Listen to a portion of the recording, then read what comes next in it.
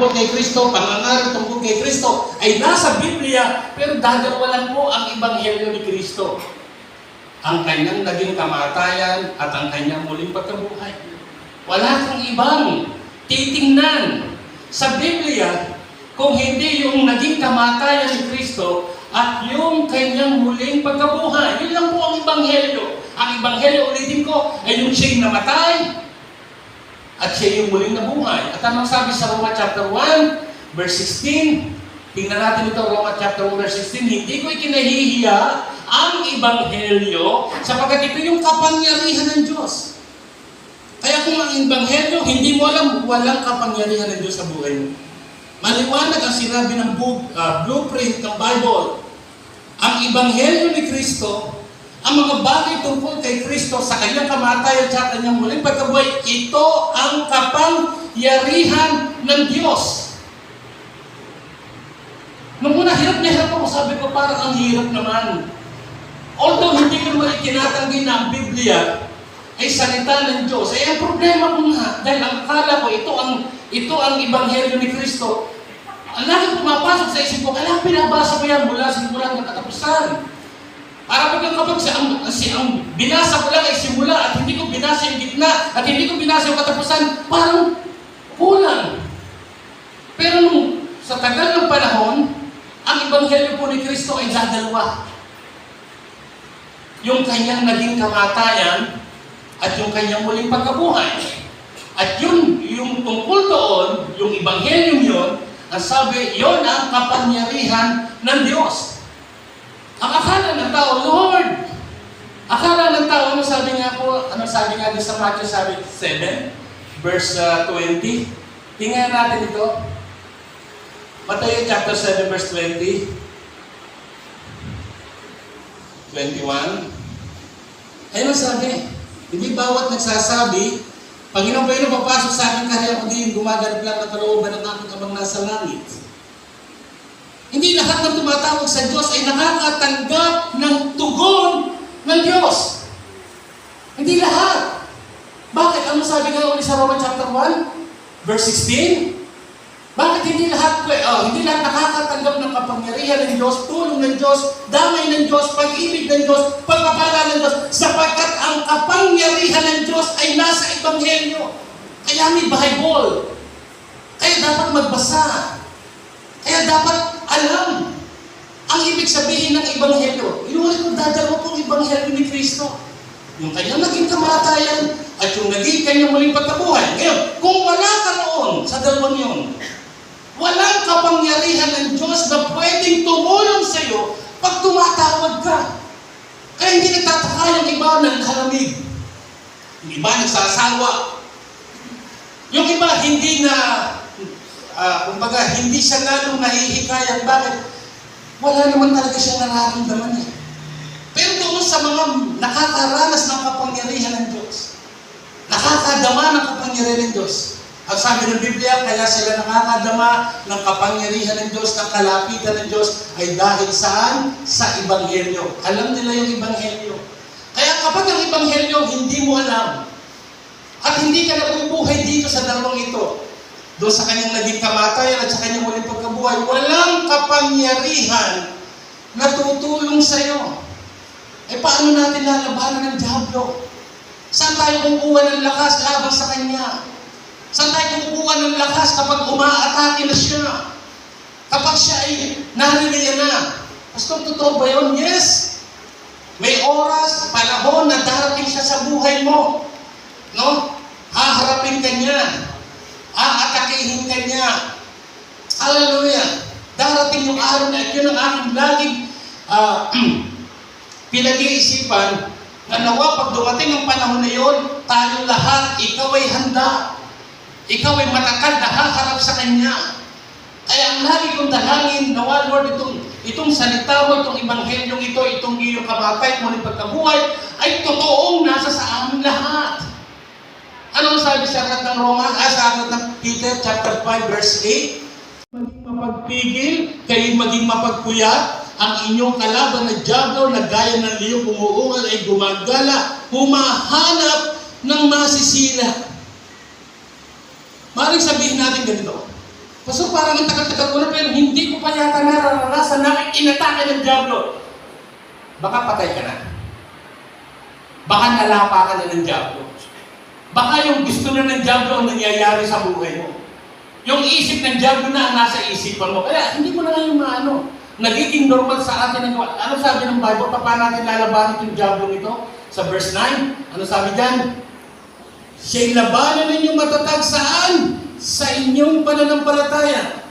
Saan mo kukunin ang iyong pananampalataya? Romans chapter 1 verse 16. Saan mo kukunin yung pananampalataya para labanan mo ang Diablo? Ano sabi sa aklat ng Romans chapter 1 verse 16? Yung pananampalataya niyon ay sa Ebanghelyo, sapagkat doon gumagalaw ang kapangyarihan ng Diyos. Kaya minsan tataka ko doon sa mga tao na alam naman ang totoo, alam naman nilang mabuti, pero sila mismo sa sarili nila, nilalagyan nila ng reservation ang kanilang paglalim sa Ebanghelyo.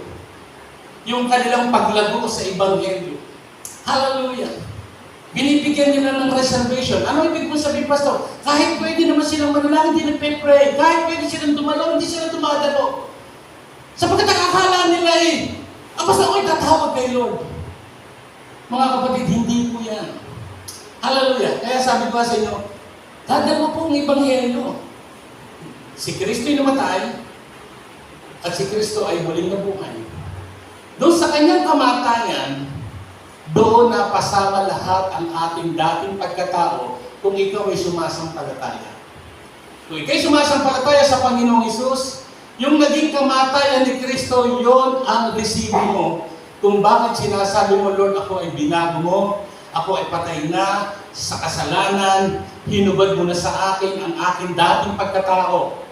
Makikita natin yan dito sa aklat ng Romans chapter 6, verse 6, nalalaman natin na ang ating dating pagkatao ay kalakip niyang napako sa krus upang ang katawang salarin ay magiba at nang sa gayon, huwag na tayong malipin pa ng kasalanan. Minsan meron na tayong intindihin yun. Paano ako magbabago? Saan ko kukunin yung pagbabago? Yung laging sinasabi ng tao na ako'y mahina, ako ay masama, ako'y marumi. Yes, totoo yun. Pero pag ikaw ay sumampalataya kay Kristo, eto ang Ebanghelyo. Ikaw pala ay nakasama na ni Kristo na napako mo sa krus. Kaya kapag nakikita mo yung kahinaan mo, nararamdaman mo, itong sabi mo, Lord, ako'y kasama mong napako. Ito ang kinatatakutan ng Diablo. Yung sinasabing, ang Diablo ay parang leon na humahanap ng masisila. Mag-iingat kayo, labanan niyo siyang matatag sa pamamagitan ng inyong pananampalataya. Ang ating paglawan po dito sa Diablo nito ay ang ating pananalig na ano? Lord, salamat. Ako pala ay kasama mo ng napako doon sa krus. At anong sabi ng Biblia? Kung ikaw ay kasamang napako ni Kristo at namatay ka na, dahil ikaw ay pinako, ang sabi doon, hindi ka na maaalipin ng kasalanan. Hindi ka na alipin ng kasalanan. Ganun kasimple lang. Ang akala ko noon, para malabanan mo ang kasalanan, mailayo mo ang sarili mo sa kasalanan, huwag kang sumama sa mga tao na makasalanan. Although, may porsyento yun. Pero hindi yun ang kapangyarihan ng Diyos. Ang kapangyarihan ng Diyos ay eto. Maniwala ka na ikaw ay kasamang napako. Lord, ako po'y kasama ng napako. Maraming salamat. Hallelujah. Kasama na pala akong napako sa krus. Titignan ko itong talata na ito kung makikita natin. Aklat ng Kolosas.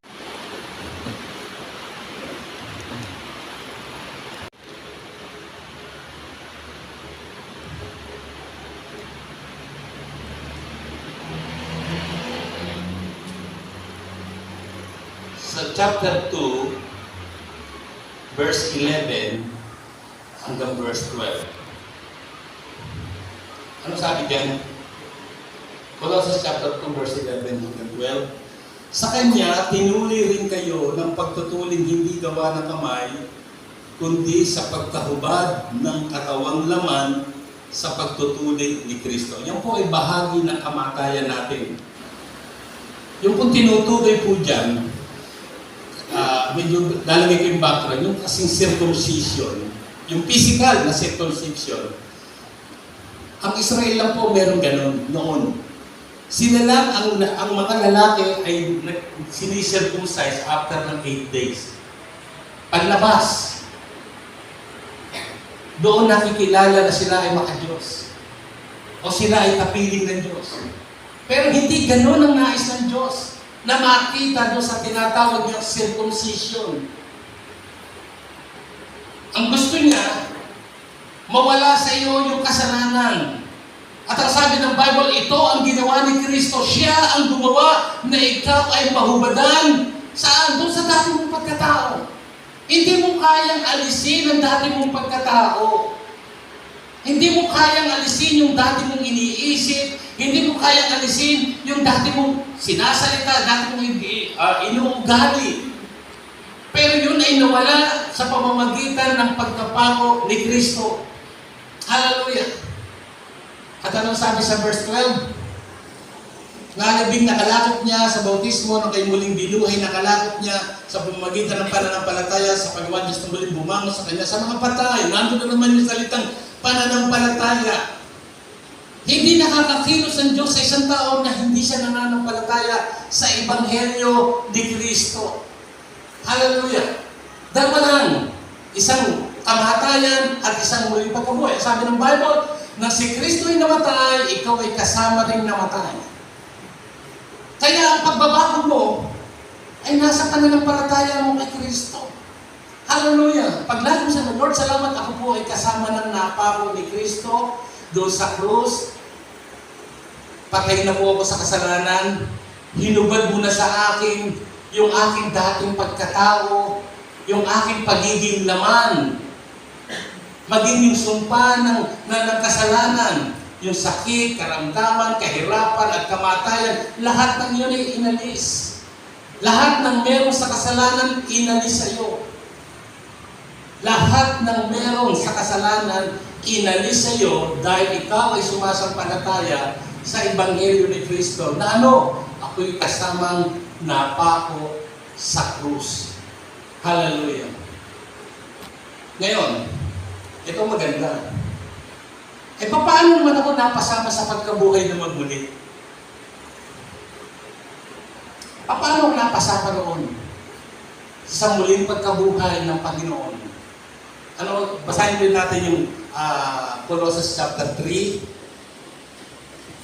verse 3 and 4. Ang sabi doon, sapagkat kayo'y nangamatay na at ang inyong buhay ay natatagong kasama ni Kristo sa Diyos. Yan po.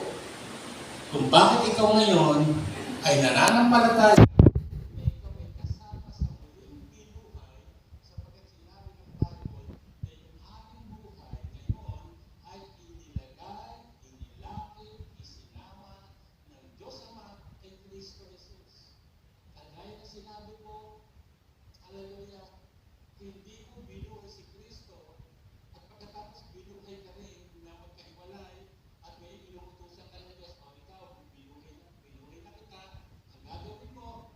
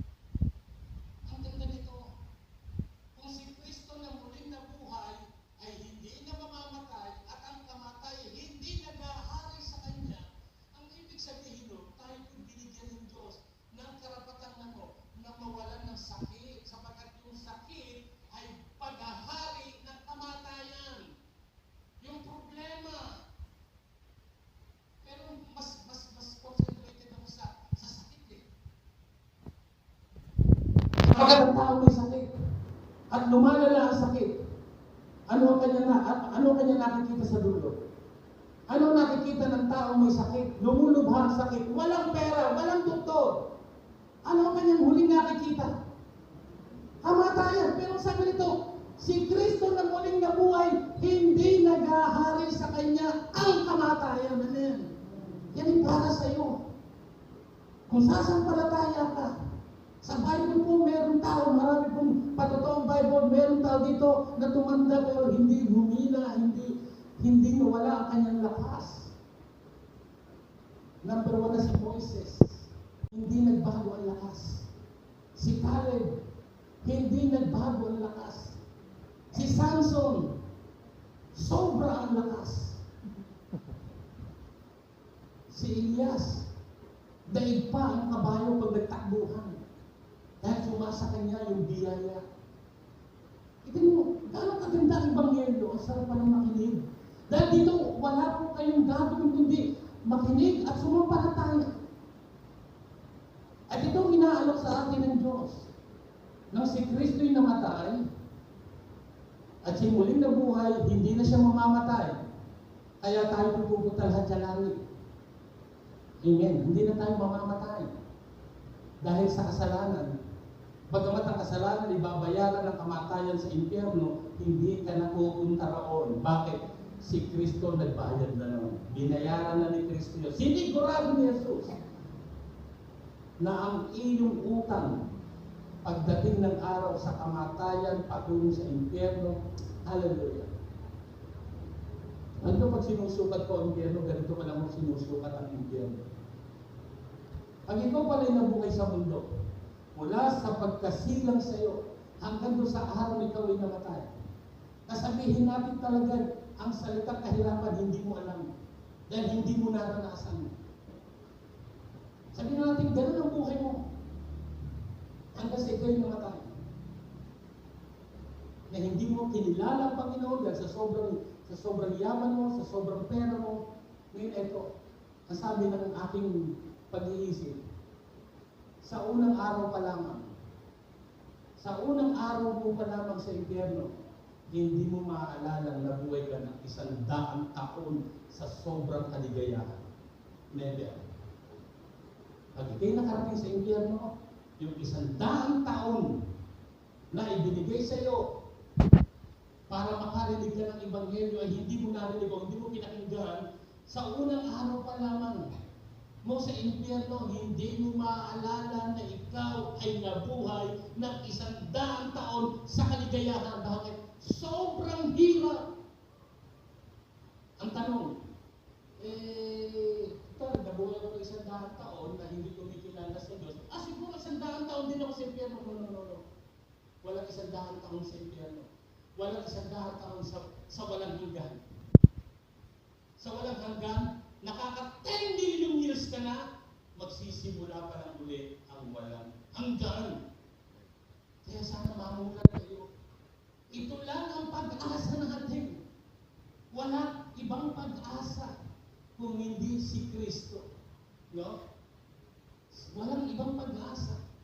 Kaya merong mababasa kayo sa Bible sa Romans chapter 8. Tingnan niyo itong Romans chapter 8. Verse 18. Yung sabi diyan, sapagkat napatutunayan ko na ang pagtitiis, huwag kayong magkakahamali sa salita. Ay, pastor, maghihirap talaga. Hindi. Pag sinabing pagtitiis, mananatili ka sa Diyos. Yun ang salitang pagtitiis, pananatili. Sapagkat napatunayan ko na ang pagtitiis o pananatili sa panahon ito ay hindi karapat-dapat may tumbas sa kaluwalhatiang mahahayag sa atin. Hallelujah! Yung ikaw ay lalakad doon sa karsadang lantay na dito, ano ay mararamdaman mo doon? Ha? Tapos, hindi ka pa nakakarating mismo doon sa pupuntahan mo. Nagbubulungan na kayo. Ay naku, ang ganda ng mansion natin doon. Ang ganda kaya sabi ni Pablo, napapatunayan ko na hindi maikukumpara yung pansamantalang pagtitiis ko sa panahon ito, doon sa panahon iyon. At kilala ng Diyos kung sino sa atin na nag-i-invest. Alam ng Diyos sa atin kung sino talaga yung ang kanyang buhay ay kanyang iniaalay sa Ebanghelyo. Ano bang version? Sa Matthew chapter 10. Hindi nyo nga, Matthew chapter 10.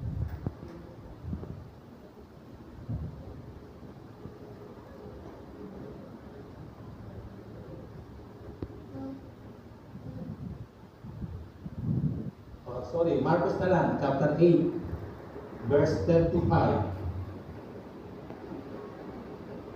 Ano sabi diyan? Sapagkat ang sino mang mag-ibig na iligtas ang kanyang buhay ay mawawalan.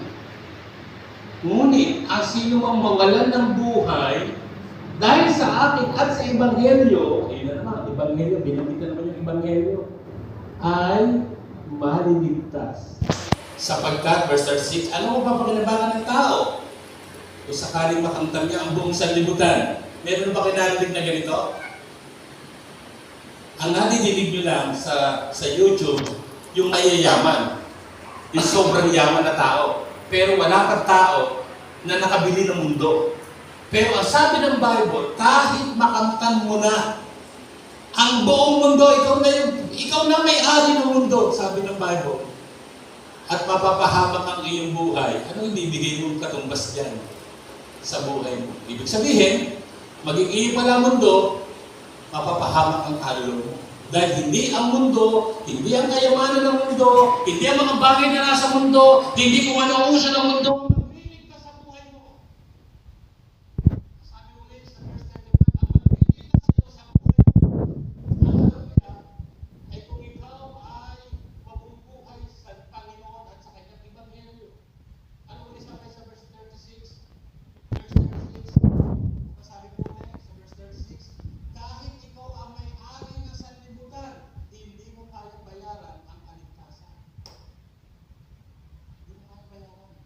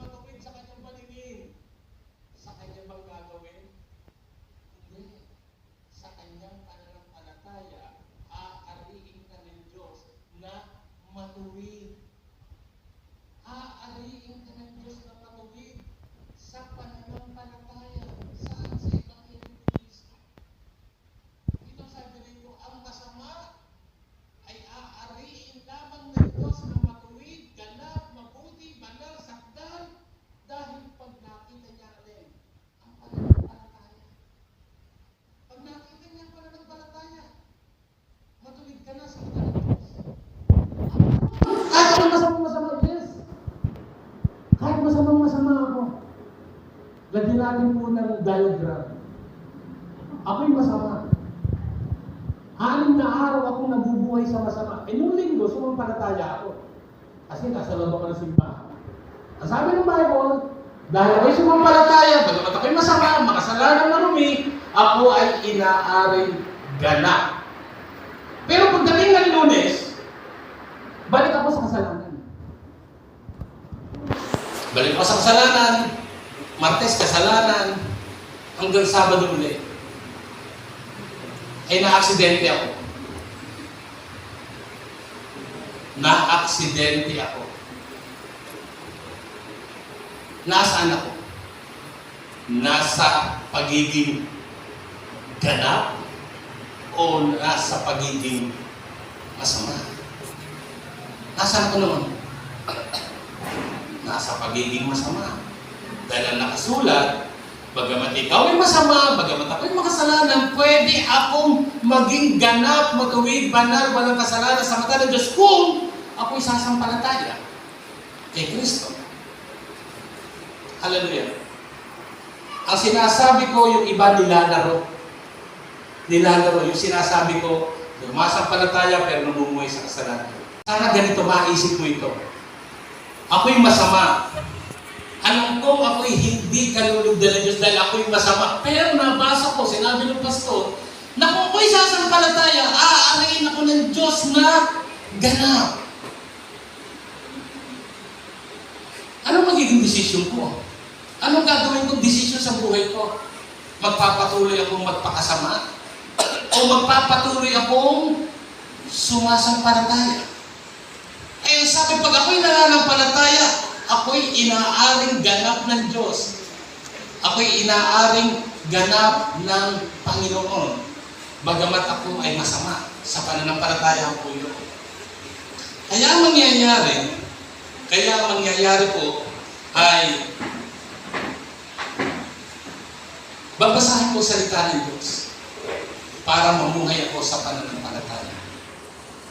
Hanggang sa masanay na ako, ayoko nang magpakasama, gusto ko na lang laging manampalataya. Bakit? Sa pagiging masama, ano ang sabi ng Bible? Ulit talata na po ito sa aklat ng Galatia. Galatia chapter 6.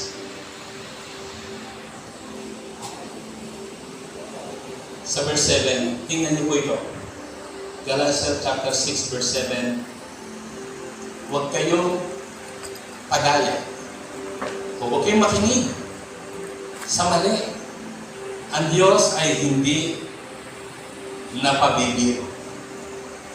Ang lahat ng iniahasik ng tao ay siya namang aanihin niya. Verse 8, tingnan niyo sabi ng verse 8. Ang naghahasik sa kanyang sariling laman, kasamaan. Gusto ko nga din niyo ito. Ano yung tinutukoy, Pastor Jan, na ang naghahasik ng kanyang sariling laman o kasamaan? Ito ba yung laging gumagawa ng masama? Sa Bible, hindi po yun ang definition ng pagiging masama. Ang pagiging masama ay hindi ka sumasampalataya. Dahil pag ikay sumasampalataya, sabi ng Bible, hindi ka na itinuturing na masama. Pero ikay sumasampalataya, hindi ka na sa laman. Sabi yan, ang naghahasik sa laman o gumagawa ng masama, ulitin ko, yung masamang tinutukoy dyan ay hindi nananalig sa Panginoon. Hindi siya sumasampalataya. Yun ang pagiging masama po sa Bible. Hindi po ibig sabihin, Bob, kaya minsan nasasabi ni Bob, hindi naman ako masama, hindi ako pumamatay ng tao, hindi ako nagnanakaw, hindi ako nag-ano. Kasi akala nila, yun ang masama. Sa Bible po, ang definition ng masama ay hindi sumasampalataya. Dahil kapag ang masama, sumampalataya, ano sa binasa natin, aariin siyang matuwid. Aariin siyang ganap. Kaya, ang pagiging masama ay hindi pananampalataya. Hindi nag-iisip ng salita ng Panginoon. Okay. Ang naghahasik ng kanyang sariling laman o yung nabubuhay na hindi nananampalataya, mag-aari siya ng kasiraan. Hallelujah. Alin ang madaling gawin? Magbuo, magsira. O magsira. Ang magsira. Hallelujah. Sabi rito, doon sa mga taong naghahasik, nabubuhay, lumalakad, hindi sa pananampalataya, hindi nila naiisip ang Panginoon, hindi nila iniisip ang salita ng Panginoon, mag-aani sila ng kasiraan. Hallelujah. Sana pag kayo magbabasa, unawain niyo mabuti. Yung bang itinanim na isang buto ng mangga, pag ako ay umaani na ng mangga, ako ba ay aani ng isang buto rin? Ng isang bunga? No. Hindi. Pag ikaw ay nag-aani, sabi ng Bible, yung isa, ang katumbas ay libo. Isang maling gawa mo sa buhay mo, isang paglakad mo sa hindi pananampalataya, posible na mag-ani ka ng kasiraan. Nasira ang asawa mo, nasira ang mga anak mo, nasira ang negosyo mo. May mga pastor, ba't ang dami-dami naman yan? Mag-aani ng kasiraan. Yung mga taong hindi lumalakad sa pananampalataya, mag-aani ng kasiraan. Pag sinabing mag-aani, napakarami nito. Napakarami nito. At ano ang sabi mo sa 7? Huwag kayong padadaya. Ang Diyos ay hindi napabibiro. Hindi biro kung ginawa ni Jesus. Namatay siya para sa akin at sa inyo. Tapos muli siyang mabuhay, kinuha kanyang isinama kanya. Hindi biro yun. Kaya ano sabi sa verse 8? Yung lumalakad sa sariling naman o sa hindi pananampalataya, mag-aani siya ng kasal. Ngunit, siya na nag-aasik sa Espiritu o nabubuhay sa pananampalataya, mag-aani siya ng buhay na walang hanggan. Saan niya aanihin ito? Saan niya aanihin ang buhay na walang hanggan? Dito sa lupa. Dito sa lupa. Ipaparanas sa iyo ng Diyos yung buhay sa langit. Yung buhay ng Panginoon ipaparanas sa iyo. Kaya nga lang kung sinasabi sa inyo, posible na hindi ka na magkasakit. Dahil sa langit walang sakit. Ang sabi daw, ikaw'y lalakad sa Espiritu, lalakad ka sa pananampalataya, lalakad ka sa mga salita ng Panginoon, mag-aani ka ng buhay na walang hanggan dito sa lupa. Amen.